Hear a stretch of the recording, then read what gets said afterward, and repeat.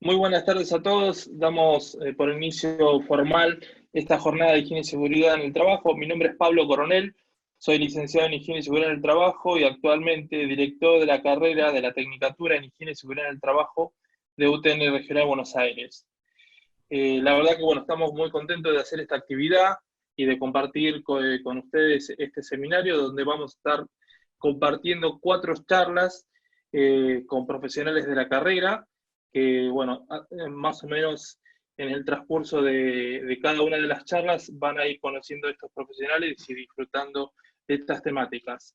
La primera charla que vamos a estar compartiendo es relación entre la gestión del talento humano y la higiene y seguridad en el trabajo. Esta charla va a estar a cargo de la licenciada Silvia Pérez Isais, que es docente de la carrera.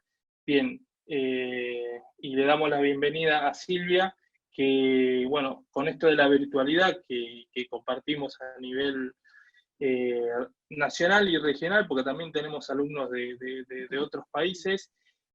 Silvia Cisay es docente de esta carrera ya hace muchos años. Ella está en la ciudad de Bariloche, así que de esta manera también hacemos este enlace virtual que, bueno, nos da la posibilidad de poder formar profesionales a lo largo y ancho de nuestro país. Así que, bueno, estamos contentos por eso. Es una carrera que tiene ya 5 o 6 años en nuestra casa de estudios y aproximadamente en este momento tenemos alrededor de 2.500 alumnos en toda la cursada de primero a tercer año. Así que bueno, sin robarle un poquito más de tiempo de esta charla, les doy la palabra a Silvia Cisay para el primer seminario a compartir. Bueno, buenas tardes, es un gusto estar acá. Yo estoy muy contenta de formar parte del cuerpo docente desde el inicio de la carrera. Tengo a cargo la materia que se llama Selección y Capacitación. Un poco la charla que vamos a hacer, que vamos a dar hoy, tiene que ver con compartir esta idea de cuál es el aporte que tiene el técnico de seguridad y higiene en diferentes instancias, ¿sí?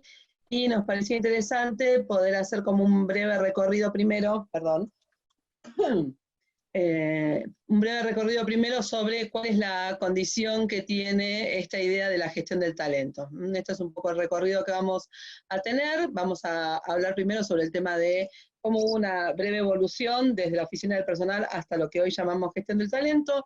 Vamos a hablar de cómo es el ciclo completo y a partir de ahí cuál podría ser el aporte en cada caso de un técnico de seguridad y higiene o del área en sí de seguridad y higiene, ¿sí? Higiene y seguridad, perdón, me voy a corregir porque el nombre de la carrera dice higiene y seguridad.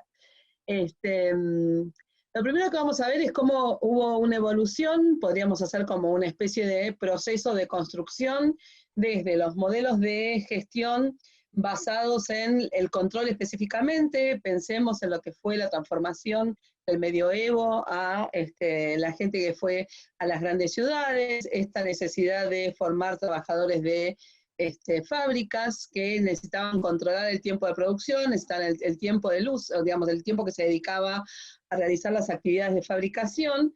Entonces, en ese momento no existía la lógica ni de cuidado, ni de derecho, ni de administración. Hubo una evolución a partir de la primera y segunda revolución industrial, empezaron a darse procesos de toma de dimensión del impacto que tenía digamos, lo que sería el trabajo de las personas. Entonces ahí empieza a aparecer, ya por fines diría que entre el 1600 y el 1800, ¿sí? 1700, fines de 1700, 1800 empieza a darse este proceso de transformación. Mediados del 1800 se da fuertemente de control, ¿sí? En donde empieza a tenerse en cuenta el tema de la puntualidad, de la presencia física en X cantidad de tiempo en la fábrica. Empiezan a tomarse medidas respecto de cuánto tardaba la gente en hacer las tareas, ¿sí? Ahí es donde aparece el concepto de lo que nosotros conocemos como la oficina de personal, cuyo único objetivo era hacer una buena liquidación de sueldos y tener un fuerte control sobre la disponibilidad del trabajador en el ámbito laboral, ¿sí? A partir de ahí hubo un proceso de transformación, empezó a darse la necesidad de empezar a decir, bueno, en realidad, además de controlarnos, necesitamos que hagan algún tipo de aporte diferente.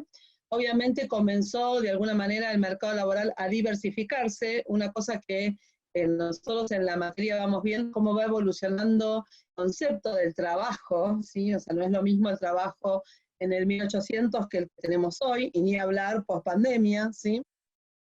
Entonces empieza a mirarse a las personas como un ser social que necesita satisfacer además determinadas necesidades, y empieza a haber una diversificación de alguna manera de puestos de trabajo.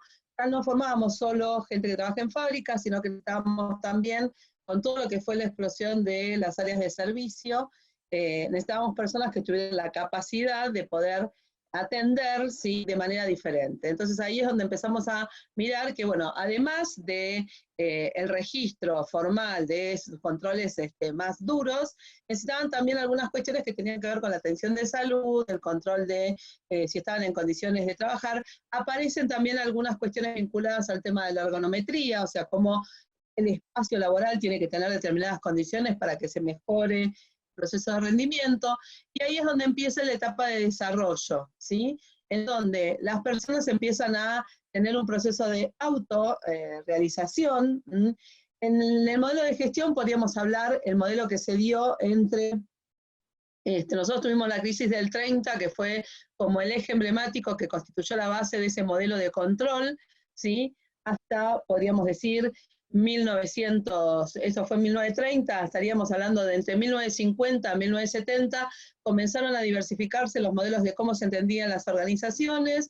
Entonces empezó a haber empresas de diferentes tipos, y esto hacía que empezara esta idea diferente. Y a partir de los 90 aproximadamente, con la llegada de Porter, desde Peter Senge, digamos, de toda esa corriente que empieza a decir, bueno, en realidad necesitamos que las personas trabajen mejor, y primero las tenemos que entender como personas. Entonces dejan de ser un número, aparece la lógica de lo que sería la gestión de recursos humanos, ¿sí? Empieza a verse a las personas como un recurso valioso. Entonces empieza a mirar también que es necesario que se capaciten, que se formen, ¿sí?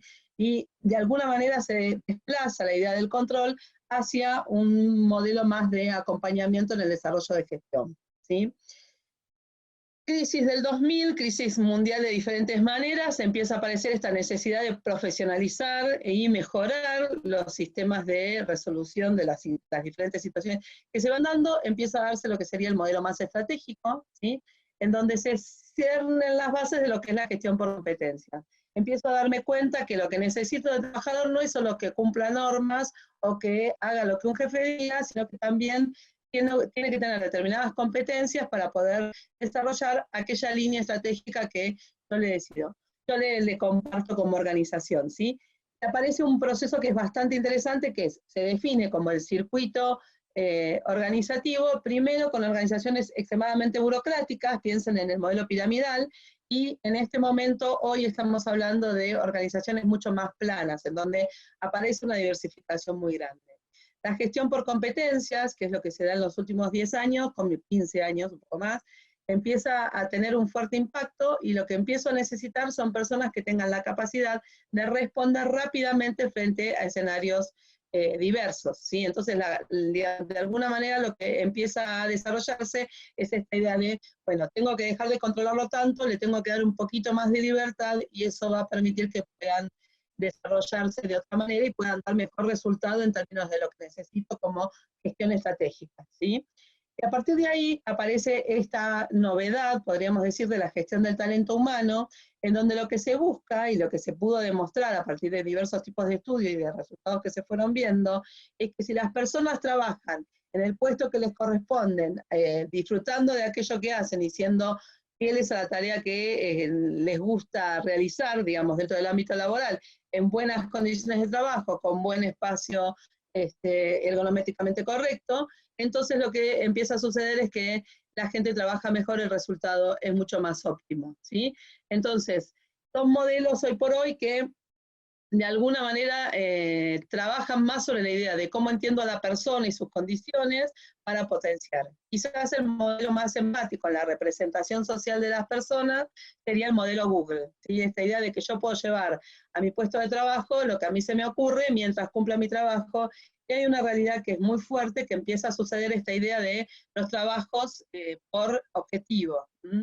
Mientras tengo trabajos que requieran de un cumplimiento de horario, de un determinado nivel de atención y todo eso, el control sigue siendo como una base sustantiva. Cuando empiezo a tener esquemas de trabajo que son por resultados o por proyectos, lo que empieza a suceder es que necesito que la persona se autogestione, ¿sí? Y ni hablar post-coronavirus y todo lo que implica la cuarentena, vamos a ver que esto se va a profundizar mucho más, ¿sí? Entonces, tenemos lo que sería, este ciclo de gestión del talento empieza a tener sentido a partir del modelo de gestión por competencias, ¿sí? Comienza con un modelo de planeación estratégica, no solo del talento, sino que lo primero es de la organización. Nosotros en la materia vemos como punto de entrada esta idea de cómo entiendo el análisis organizacional y un enfoque sistémico de cómo funciona la organización, desde esa planificación organizacional, o sea, yo primero pienso cómo es la organización y luego pienso qué necesito para que esa organización estratégicamente se desarrolle. Ahí es donde aparece la planeación estratégica del talento, ¿sí? Desde ahí es donde defino cuáles son los esquemas que necesito para el reclutamiento y la selección y poder mantener el grupo de personas que necesito que efectivamente se comprometan con la tarea y la actividad que tienen que hacer. Ya no existe el modelo de me pongo la camiseta, ¿no? Ahí en el medio, nosotros hoy no podemos charlarlo porque hay poco tiempo, pero en el medio de esto hay un entrecruzamiento muy fuerte en la crisis que significa hoy trabajar con los diferentes tipos de edades que tienen los empleados con los que trabajamos. Y una cosa es trabajar con una persona de 50 años y otra cosa es con estos famosos muchachos de 20, 20 y pico, que parece que nos dan vuelta a todo y no sabemos cómo pararnos, ¿sí? Entonces, los modelos de reclutamiento y selección requieren necesariamente de un mayor modelo de profesionalización y encontrar mejores maneras para que las personas efectivamente puedan quedarse, ya no por el amor a la camiseta de la empresa, sino porque consideran que aquello que están haciendo es realmente trascendente, ¿sí?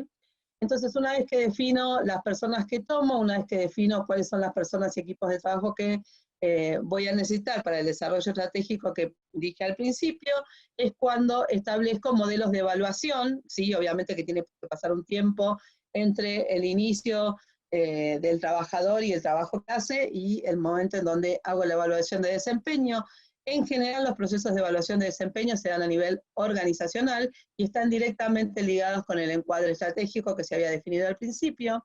Del análisis que hago de esa evaluación es que va a surgir el mapa que yo voy a necesitar de formación, capacitación, desarrollo, acompañamiento. Son los ajustes que hago en función del resultado que tengo, y de ahí es de donde de alguna manera se desprenden lo que son los planes de carrera y sucesión, ¿sí? Los planes de carrera tienen que ver con detectar personas en mi organización que tienen competencias para poder ser de alguna manera en un futuro mediano o lejano líderes en diferentes puntos de lo que yo necesito. Y la sucesión tiene que ver con hacer lo que se llama los cuadros de reemplazo, que es decir, tengo un gerente que hoy por hoy es un excelente gerente, pero que sé que en los próximos 5 o 10 años puede tener una modificación, entonces empiezo a mirar, ¿sí?, con quién lo puedo reemplazar. Quizás el ejemplo más cercano que se me ocurre, sobre todo para los que siguen temas de fútbol, es cómo pensar la constitución y el armado de un equipo de fútbol de acuerdo a la estrategia que utiliza el entrenador, ¿sí? Y cuando se sabe que un jugador lo van a vender a un equipo, empiezan a pensar enseguida a quién van a comprar o con quién lo van a reemplazar para poder sostener la integridad del equipo, ¿sí? Esto vale para el fútbol, para el rugby, para cualquier tipo de deporte grupal, ¿sí? A partir de la definición de los planes de carrera y de sucesión, es que armo lo que sería el mapa de desarrollo de líderes, en donde digo, bueno, con estas personas voy a trabajar. En los años 90, la puerta de entrada al desarrollo de líderes eran los programas de jóvenes profesionales. Hoy por hoy se ha modificado bastante, o sea, se suponía que se tomaban jóvenes profesionales para poder desarrollar futuros líderes. No siempre dieron muy buen resultado los programas de jóvenes profesionales, y además se vio también que hoy por hoy eso tenía sentido en un mercado en donde no todos tenían niveles de profesionalización alto. Hoy por hoy, debido a la gran diversidad que existe de ofertas en carreras académicas, el nivel en general se puede llegar a encontrar, es interesante, entonces tienen como un proceso de reconversión, ¿sí? A medida que voy haciendo todo este proceso, ¿sí?, tengo lo que se llama los planes de compensación. Históricamente los planes de compensación tenían que ver con posibilidades de mayor pago, el pago de bonos, etcétera, etcétera. hoy por hoy, con la diversidad generacional que tenemos, muchas veces hablamos de niveles de compensación en lo que se llama el salario psicológico, el salario de alguna manera que lo percibe el trabajador como algo valioso, ¿sí? De ahí aparecen esquemas como el año sabático para investigar un tema que me interesa, o para ir a hacer un intercambio con una empresa que trabaja algo parecido, pero que no necesariamente tiene que ver con lo que yo estoy haciendo en el puesto hoy. Aparece en esta idea de me pagan la carrera que quiero estudiar, ¿sí? El tema de me dan más, en su momento yo me reía sola cuando preparaba esta charla, porque en su momento el homeworking era como una especie de premio. Yo creo que hoy por hoy, pasada la cuarentena, vamos a perder esta capacidad de poder decir que esto es un premio. Muchos lo van a ver como un nuevo castigo, ¿sí? Y a partir de ahí los planes de compensación se diversifican, ¿sí? Entonces, una cosa que me decían, lo que les pido es, yo voy a ir leyendo las preguntas y después al final les pido que me las vuelvan a hacer. Puede ser porque si no tenemos poquito tiempo y me pierdo en el contenido eje de lo que quiero compartir. Así voy bien con el tiempo. Una vez que tengo definidos los planes de compensación, ¿sí? Defino cuál es el modelo de registro formal que tengo, o sea, qué sistema tecnológico. Una recomendación en este sentido es poder trabajar con sistemas que integren la información del área de sueldos, del área de formación, del área de desarrollo, porque muchas veces sucede que el sueldo va por un carril, no sé, el legajo del empleado va por otro carril, y todo lo que tiene que ver con formación y capacitación va por otro, ¿sí? ¿Se corta la voz? Voy muy rápido. A mí no se me corta, la verdad que está bastante bien la conectividad. Por ahí es algún problema individual. Sí, sí. Puede ser también la conectividad de... Igual tengo entendido que va a quedar el link grabado, así que en cualquier caso... Por supuesto, sí. Pueden ver. Sí, me queda Perfecto. Avanzo entonces. Entonces la idea sería que se pueda trabajar con un sistema integrado, y en el caso que no haya un software, digamos, concreto que lo integre, es interesante que las diferentes áreas se sienten a ver cuáles serían posibles cruces que puedan tener para poder entender cómo ir integrando la información de un mismo empleado, ¿sí? Alguien hablaba si el eje de lo que se llama la gestión por competencias tiene que ver con la productividad. En realidad, porque productividad está muy ligado a modelos fabriles, ¿sí? Lo que se intenta es que la persona pueda demostrar su conocimiento y expertise, y desde ahí desarrollar la capacidad de proyectos, ¿sí? Hay un modelo que se transforma, que es muy difícil explicarlo en tan poco tiempo, pero que es importante tenerlo presente porque cada vez va a suceder más, ¿sí? Por ejemplo, si yo trabajo en una empresa y me levanto a tomar un café 4 veces por día, es probable que me estén mirando con cara de esta persona que hace. Si yo tengo un modelo de home working en donde lo que tengo que hacer es cumplir un objetivo, ¿sí? Y resolver una tarea, quizás puedo tomar café 18 veces y nadie me puede controlar. Sin embargo, el resultado final, si yo cumplo con lo que me piden, es lo que se necesita en la organización. Por eso cuestiono esto de la productividad en términos de lo que sería la comprensión de productividad en el modelo tradicional, ¿sí? Lo que se busca, por eso se habla de gestión del talento, es que las personas puedan demostrar o puedan transformar lo que tienen en la capacidad de poder resolver situaciones, ¿sí? Entonces, una cosa que en este esquema no aparece, pero que en el próximo sí, sería el paso número 9, que es el tema de la desvinculación, que es un proceso que hoy por hoy también tiene un... O sea, en origen, cuando yo despedía a un empleado, no era más mi problema, no tenía más que ver conmigo, ¿sí? Hoy por hoy hay modelos de integración. Los que hacen las materias conmigo saben que a mí me encanta recomendar películas para cada uno de los temas. La película de George Clooney sobre la empresa de desvinculación es un excelente ejemplo para entender de qué estamos hablando, ¿sí? Entonces lo que vamos a hacer ahora es, a partir de cada paso que definí, cuál es el aporte que podrían tener, el nivel de interacción que puede tener el área de higiene y seguridad con el área de gestión del talento, ¿sí? En un primer momento, en el modelo de lo que es la planeación estratégica del talento, lo que pueden ayudar es haciendo un mapeo de riesgo de puestos. O sea, pueden decir, bueno, estos puestos tienen estas condiciones, ¿sí? Ayuda mucho la percepción de cómo entender los espacios de trabajo, porque en función de yo pensaba el otro día, con estos nuevos modelos de gestión mixta que van a aparecer, de mucha gente trabajando en home working, va a empezar a ponerse en cuestión el uso de los mega espacios para trabajo, ¿sí? Porque entonces va a ser un costo hundido muy alto, con lo cual ahí hablábamos el otro día con los estudiantes de la materia, esta idea de, bueno, quizás un técnico de seguridad y higiene va a tener que ir a revisar cuáles son las condiciones de higiene y seguridad en el domicilio particular de las personas. No porque nos queramos meter ahí, sino porque va a formar parte de su espacio de trabajo, ¿sí? El diseño de layout significa recomendaciones respecto de cómo mejorar los espacios de trabajo teniendo en cuenta cuestiones ergonométricas, ¿sí? Todas estas cosas son interesantes aportes que se pueden hacer en la instancia de planeación. En todo lo que tiene que ver con reclutamiento, selección y retención, hay una palabra que se usa mucho en inglés que a mí me parece horrible, que es engagement, ¿sí? Esta idea de cómo hago para que la gente se quede trabajando en mi organización. Una cosa es participar en el mapeo de puestos, es una técnica particular de cómo se logra una buena gestión de personas, ¿sí?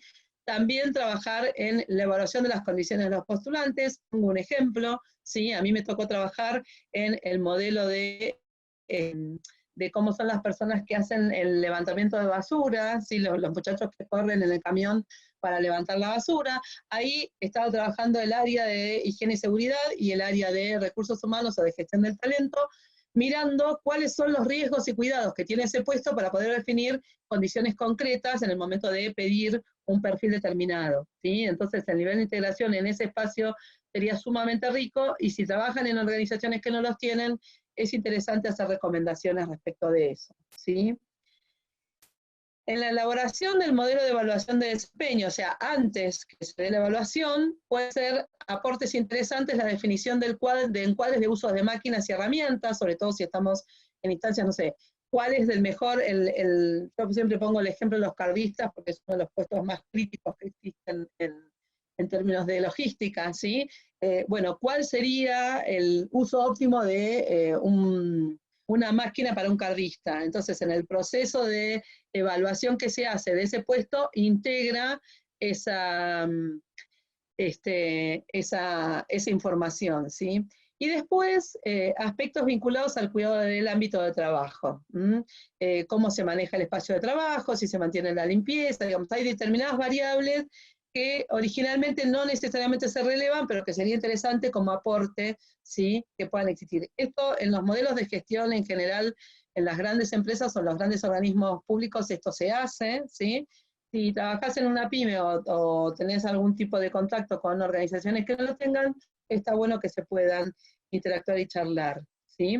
Después, en el caso de todo lo que tiene que ver con capacitación y desarrollo, obviamente formación en el uso de los elementos de protección, la normativa sobre higiene y seguridad del trabajo. Y hay un concepto que yo siempre digo que es sumamente importante, que es integrar el concepto del cuidado de cada espacio. La vez pasada veíamos un ejemplo de un gerente que había sido premiado con un bono y que tenía un índice de accidentes bastante alto. Esto sería un error garrafal. En la evaluación de desempeño debiera tener en cuenta aspectos que están relacionados con el cuidado de las personas, ¿sí? Y con el cuidado de los espacios laborales. Entonces, en este sentido, yo podría trabajar de manera integrada en poder promover. Esto está en otro color porque estos son sugerencias, que no necesariamente se dan, ojalá que sí, en muchos lugares calculo que sí se deben dar, pero son sugerencias, ¿sí? En el caso de los planes de carrera y sucesión, fijar objetivos que están vinculados de manera directa con la higiene y seguridad del trabajo, ¿sí? Intervenir en análisis de antecedentes, o sea, si yo tengo una persona que la tengo que evaluar para que pueda llegar a ser, no sé, o supervisor o gerente, tendría que analizar el nivel de cumplimiento de las normas de seguridad y trabajo previas que tiene para ver si efectivamente tiene las condiciones para cumplir con eso. En el caso del desarrollo de líderes, tengo que trabajar ese tema de la formación de la cultura del cuidado y la prevención. Siempre decimos, por lo menos yo siempre transmito la idea de que el buen, digamos, si el área de higiene y seguridad trabaja muy bien, es porque está trabajando en un claro modelo de prevención. No tiene ningún sentido que yo pueda documentar la cantidad de accidentes que tengo si desde una mirada sistémica no puedo analizar qué es lo que provoca esa accidentología y a partir de ahí intervengo de manera directa, ¿sí? En los planes de compensación yo sugiero, me van a odiar, perdón si hay alguien que trabaja en el área de suelos o algo por el estilo, Poner una variable de cobro relacionada con la cultura de la prevención, creo que forma parte y es inherente a poder conseguir organizaciones más saludables, este tipo de cosas. Tengan en cuenta que cuando hablamos de prevención en todos los sentidos, ¿sí? El cuidado del cuerpo, el cuidado de la salud, el manejo de las interacciones, la disponibilidad del uso de herramientas o de cosas y el bien uso de todo eso. Entonces, para mí esas variables debieran formar parte de modelos de compensación también, ¿sí? Y respecto a los sistemas, el análisis de cómo integrar variables, ¿sí? Ustedes como técnicos en seguridad y higiene van a tener contactos con el núcleo de los trabajadores, entonces pueden dar aportes respecto de qué es lo que perciben y qué es lo que dan, y esto se puede registrar en lo que sería el legajo del trabajador, propuestas de mejoras en base a resultados, un modelo que siempre trabajamos, qué bueno que acá dicen que hay empresas que dan premios por seguridad, espectacular, ¿sí? Voy a hacer una aclaración respecto de las certificaciones, ya que veo que lo mencionaron, ¿sí? Esto cuando termine de exponer. Entonces, pueden colaborar en poder mejorar lo que sería la información compilada del legajo de cada trabajador o de un área completa. En el caso de la desvinculación, hay un lugar que me parece súper interesante, que habría que trabajarlo con el área de salud laboral si es que existe, ¿sí? Que es la revisión del estado de salud del trabajador que despedimos, ¿sí? Y en el caso de trabajadores que tienen una trayectoria muy larga en la organización, un proceso de acompañamiento. Esto habría que trabajarlo con el área también de salud laboral, pero me parece que debieran ser modelos que permiten generar un trabajo de integración mucho más rico, ¿sí? Recordemos que aquello que hace la organización con las personas que despiden es lo que están viendo todos los empleados que forman parte de la organización. Si yo lo que necesito es que se queden, sí, me parece importante poder trabajar este tipo de cuestiones. Lo que quiero decir respecto a las certificaciones, y con esto termino, me queda medio minuto, así que vengo súper afinada, me parece, es lo siguiente. Muchos procesos de certificación son, perdónenme que se los diga con todo el respeto del mundo, he participado en implementación de varios, son mentirosos, ¿sí? Me parece buenísimo los procesos de certificación, muchas veces generan modelos de transformación laborales que son interesantes, pero ahí lo que yo siempre les pido a las personas que estudian lo que hacen la materia que tengo a cargo es sean profesionales serios, ¿sí? No hagan el como sí, sino realmente trabajen en modelos de integración que permitan que efectivamente las cosas sean tal cual lo que dicen los papeles. No sé, Diego Alvarado pregunta si está legislado el chequeo médico al desvincular al empleado. Yo no recuerdo. Está bien que yo desvinculación no tuve nunca, pero no recuerdo haber trabajado en áreas donde se hace ese tipo de recorrido, ¿sí? Yo tengo hasta acá, no sé si quieren hacer alguna pregunta, Diego o Pablo, ¿qué les parece? Muchas gracias por tu disertación. Había un par de preguntitas más. Ahí estuvimos haciendo alguna selección. Déjame ver si hay alguna que... Había una pregunta que decía si qué sistema recomendás para integrar todos los temas de recursos humanos. Si hay algún tipo de... Si existe la A posibilidad. ver, sí, es muy complejo decir qué sistema, porque lo primero que hay que analizar siempre es el contexto organizacional. No es lo mismo un sistema para una pyme que para una mega empresa, ¿sí? O para un microemprendedor. Entonces, yo primero no puedo dar una respuesta única, y segundo, lo primero que tengo que hacer, como ustedes bien van a aprender si hacen la carrera, es hacer un análisis de encuadre y a partir de ahí definir cuál es el mejor sistema que hay. En el mercado hay muchos y muy diversos, ¿sí? En algunos casos ahí se pueden integrar, no sé, hoy por hoy los campus virtuales de Moodle se pueden linkear tranquilamente con cualquier sistema de gestión de legajos, por ejemplo, ¿sí? A ver si hay alguna otra pregunta. Dice, buenas tardes, trabajo en una empresa donde hay mucha gente con experiencia y la empresa desaprovecha ese conocimiento. Se colocan en esos puestos jerárquicos jóvenes con título, pero con ineficiencia operativa y toma de decisiones. ¿Qué necesita esta empresa o de quién depende aprovechar y valorar a las personas? Y es la última preguntita porque Si ya tenemos hablamos que del pasar. modelo de... Si hablamos del modelo de gestión del talento, lo que estamos hablando es que son las mismas personas quienes debieran propiciar un proceso de transformación en ese sentido, ¿sí? Poner puestos jerárquicos a profesionales no es un problema y estos profesionales tienen la capacidad de interacción con estas personas que tienen los que se llaman los idóneos, ¿sí? Que van construyendo experiencia a lo largo de sus años de experiencia en el puesto de trabajo, ¿sí?